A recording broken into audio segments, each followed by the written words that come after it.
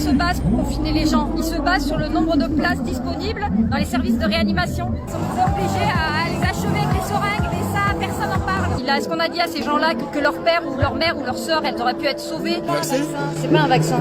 Et on aura un véritable système de santé comme on l'avait après-guerre. La France était beaucoup plus pauvre que ce qu'elle est maintenant. Et pourtant, on soignait tout le monde. Et pourtant, on a construit les hôpitaux, on a formé du monde. Et maintenant, on veut nous licencier. Mais regardez-vous dans les yeux. C'est immonde ce qui se passe.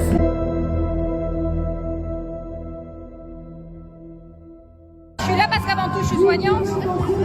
Parce qu'on nous a envoyés à Paris pour soigner des gens. On nous a obligés à tuer des gens parce qu'il n'y avait pas suffisamment de place. Et maintenant, on vient nous attaquer, on veut nous licencier alors qu'on a obéi depuis le début. On a fait tout ce qu'on pouvait, on a annulé nos congés, on a travaillé sans arrêt. Quand tu dis on vous oblige à tuer des gens, c'est-à-dire? Et en fait, pendant la première vague du Covid, il n'y avait plus de place en réanimation. Donc ils ont été obligés de faire le tri des malades. Donc en fait, il y a des gens qui auraient pu être soignés, mais comme il n'y avait pas de place pour les envoyer en réanimation, et ben on les laissait dans les services et on les a laissés crever. Ils ont fermé 100 milliers d'hôpitaux en 20 ans. Mais tout ça, les gouvernements de gauche, de droite, tous les uns derrière les autres. Ils ont cassé l'hôpital public en fait. Ça fait 20 ans dans les services d'urgence qu'on manifeste pour dire même en temps normal, on n'arrivait pas à fonctionner, on était surchargé de travail. Et maintenant, quand une pandémie arrive, quand un problème arrive, c'est encore pire, on ne peut plus soigner les gens. Et maintenant, on voit bien, dès qu'il y a un problème particulier, le système explose. Et là, on finit par faire du tri des malades, ce qui n'était jamais arrivé. Enfin, moi, ça fait 20 ans que je suis diplômée, j'avais jamais Tri vu des ça. malades. Tri des malades. Enfin, je veux dire, c'est deux lettres en feutre sur un dossier qui dit si tu vas crever ou si tu vas vivre. Il n'y avait pas de place, on nous a obligés à les achever avec les seringues, et ça, personne n'en parle. Et tous les soignants se sont tus parce qu'on a honte de ce qu'on a fait. Qui peut assumer un truc pareil? Tu te regardes dans une glace, tu as envie de vomir. Si j'ai pas fait ça pour ça, enfin, c'est immonde. Mais c'est une catastrophe ça. Oui, c'est une catastrophe. Parce que vous êtes là pour soigner les gens, alors vous retrouvez dans cette position-là, ça va être horrible. C'est horrible. C'est pour ça qu'il y a beaucoup de soignants qui ont abandonné, surtout sur la région parisienne en fait.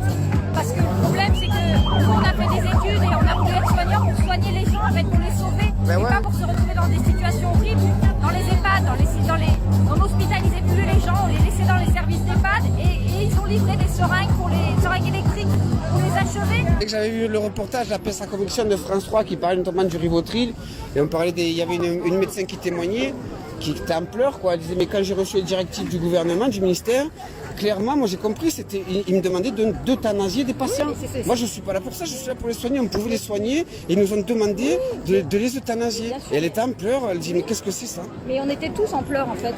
On était tous en pleurs, mais qu'est-ce qu'on fait? Enfin, est-ce qu'il vaut mieux pas être dans ces cas-là? Tu te dis, tu es sur le terrain et puis tu vas tout faire pour que la personne elle souffre le moins possible et qu'on n'est pas responsable. C'est horrible. Ça a été la même chose dans les centres pour handicapés mentaux en fait. Des handicapés qui soignaient depuis 10 ans, 20 ans, qu'ils avaient dans leur centre. Et en fait, ils n'avaient pas le droit de les hospitaliser. Et ils se sont retrouvés en fait à être obligés de les achever sur place. Quand tu meurs du Covid pour la première vague, parce qu'on n'avait pas de traitement en fait, quand tu mourais du Covid, tu t'étouffais et tu peux pas laisser quelqu'un s'étouffer en fait. Mourir étouffé, c'est abominable. C'est impossible de laisser des gens comme ça. Ils s'agrippaient à ton bras comme ça, en te regardant dans les yeux, en te disant « Secours, sauvez-moi ». Il n'y avait plus de place, on était obligé de les laisser crever. C'est horrible ce qu'on a vécu. C'est horrible. Là, je parle de notre gouvernement en termes d'association de malfaiteurs, de criminels, c'est dans le vrai quoi. C'est des criminels ces gens-là. Oui, c'est des criminels ces gens-là. Ils avaient 2 ans pour ouvrir des lits d'hôpitaux. Ils n'en ont pas rouvert un seul. Ils ont laissé les lits fermés et on continue à être submergé de travail.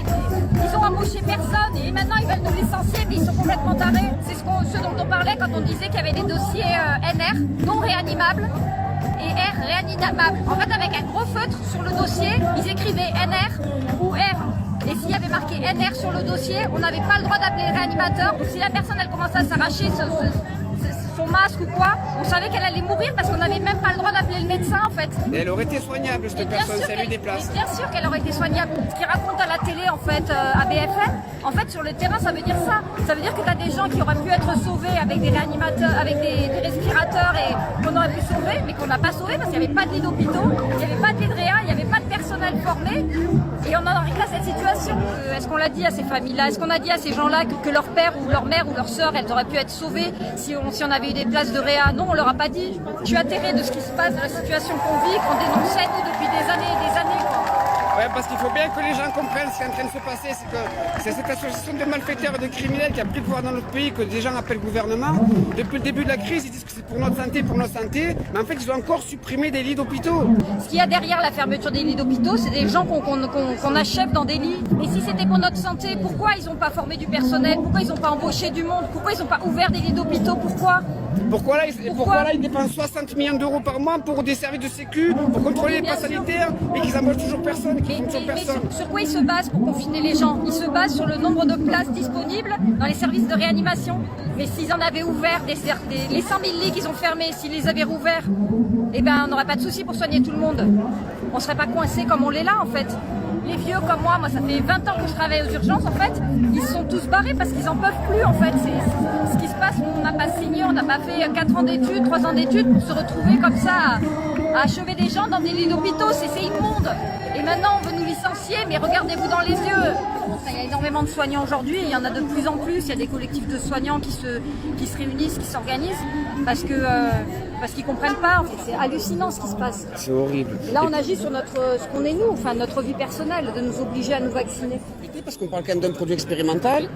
Donc voilà, c'est pas. Ils nous font croire que c'est comme les vaccins qu'on est habitué. Moi je suis pas du tout anti-vaccin. C'est pas un vaccin. Déjà c'est pas un vaccin. C'est quoi toi pour toi? Ils disent une biotechnologie.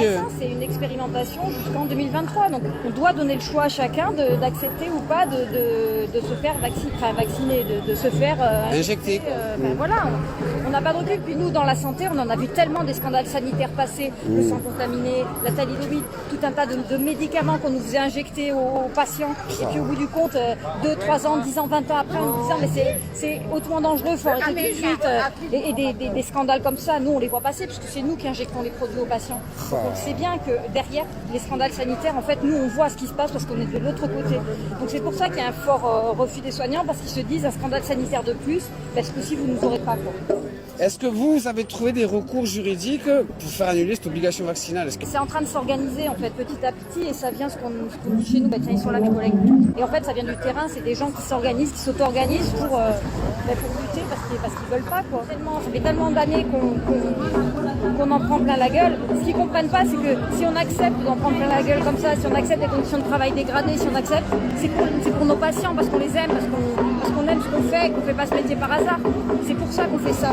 C'est pas pour faire plaisir au gouvernement ou pour faire plaisir à je sais pas qui. On fait ça parce qu'on aime notre boulot et qu'on voudrait le faire dans des bonnes conditions. Il n'y a que des débutants dans les services parce que la durée de vie d'un soignant, c'est entre 5 et 7 ans dans sa profession. Enfin, des vieux comme moi, il y en a presque plus parce que les gens se barrent, parce que les gens n'en peuvent plus. Donc en fait, tu te retrouves qu'avec des nouveaux. Et c'est le problème qu'on a rencontré pendant le Covid, c'est qu'on n'avait que des nouveaux. Et quand on est nouveau, faire fonctionner un respirateur, faire fonctionner, c'est un service de réa, c'est 6 mois d'apprentissage. C'est pas en claquant des doigts qu'on forme quelqu'un à travailler en réanimation. C'est des produits hyper techniques, les médecins étaient débordés. Donc c'était les soignants sur le terrain qui géraient le truc. Donc là, il n'y avait plus de gens formés, il n'y avait plus de vieux soignants, il n'y avait plus tout ça parce qu'ils ont tout cassé. Pour faire des économies, en fait, ils ont décidé de faire rouler tout le monde partout, ils nous changent de service sans arrêt, etc. Et du coup, les gens n'ont plus cette expertise, cette expérience qui fait que t'es compétent dans ton travail quand ça fait 10 ans, 20 ans que tu fais la même chose. La situation elle est encore plus sérieuse que je pensais pour vous. Vous êtes pris en étau de tous les côtés en fait. Oui, mais on lâchera pas parce qu'on a l'habitude de se battre, on a l'habitude de vivre de travailler dans des conditions difficiles. Voilà, on aime ce qu'on fait et on veut défendre nos patients, on veut défendre le système de santé, le système de soins et on continuera jusqu'au bout quoi.